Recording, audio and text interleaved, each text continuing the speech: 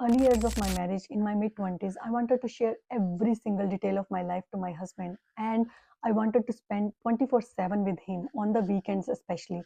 And up to the point of clinginess, the more I became clingy to him, more it pulled him away from me. I realized it that this is an issue only when I started my self development journey much later in my life in 30s. Tell me how many women out there think that their husbands don't spend enough time with them. I'm sure many of us not just think, we even go to them and tell them that you don't spend enough time with me. The problem is not in telling them, the problem is how much emotionally we are dependent on them, up to the point of clinginess, where we want to tell every single minute detail of our life to them. They don't need to know all these details, but we want to tell them. Hello everyone, Renu here. Welcome back to my channel, My Ultimate Freedom. Today we are diving into something super important: emotional independence in relationships. Specifically, why you should not depend too much emotionally on your husbands, or honestly speaking, on anyone else. If you have ever felt like your happiness depends on someone else, stick around because this one is for you. Okay, so picture this. You are having a rough day, maybe work was a mess, or you are just feeling off. You call your husband hoping he will say the perfect thing to fix it.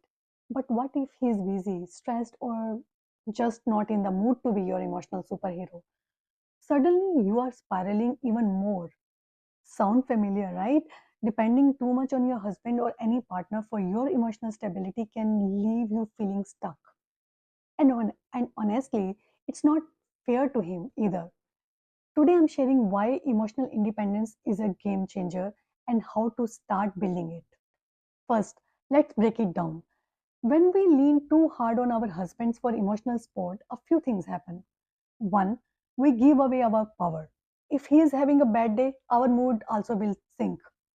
Two, if it can strain the relationship. He might feel pressure to always perform or fix things, which isn't his job, right? 24/7, this is not fair on him. And three, we stop growing as individuals. Marriage is a partnership, not a crutch, okay? I'm not saying don't share your feelings. Communication is the key. But there is a difference between sharing and depending on someone for your emotional needs. So, how do we stop this cycle? Here are the three practical steps to start owning your emotional world. Number one, build your own support system. Your husband can't be your everything, nor should be he. Call a friend, journal, or even vent to your dog or your anybody and your neighbor. Spread out that emotional load. Number two, find your own joy. What lights you up? Maybe it's painting, hiking, or binging a good show. For me, it's like working on self development. Reconnect with hobbies that don't need anyone else's input. What's your hobby? Drop it in the comments.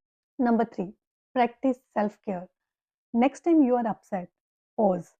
Take a deep breath, go for a walk, or listen to a playlist that uplifts you. You have got the tools to claim yourself. You don't always need someone else to do it. Don't get me wrong, your husbands can still be your rock. Mine is amazing at listening when I need him, but I have learned that I'm stronger when I don't need him to be my everything. It actually makes our time together better. No pressure, just love. Emotional independence doesn't mean isolation, it means showing up as your best self in the relationship. That's it for today, ladies. What do you think? Have you ever relied too much on someone else for your happiness? Let's chat in the comments, and I will talk to you in my next video. Take care. Bye bye.